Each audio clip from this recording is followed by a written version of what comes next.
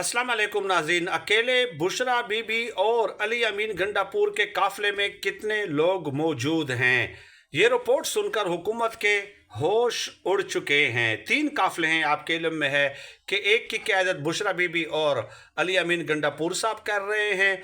दूसरे काफिले की जो क़यादत है वो अली अमीन के भाई उमर अमीन गंडापुर वगैरह ये कर रहे हैं, और तीसरे काफिले की क़यादत जो है वो उमर अयूब साहब कर रहे हैं। एबटाबाद, मानसेरा, हज़ारा वगैरह ये लोग उसमें मौजूद हैं।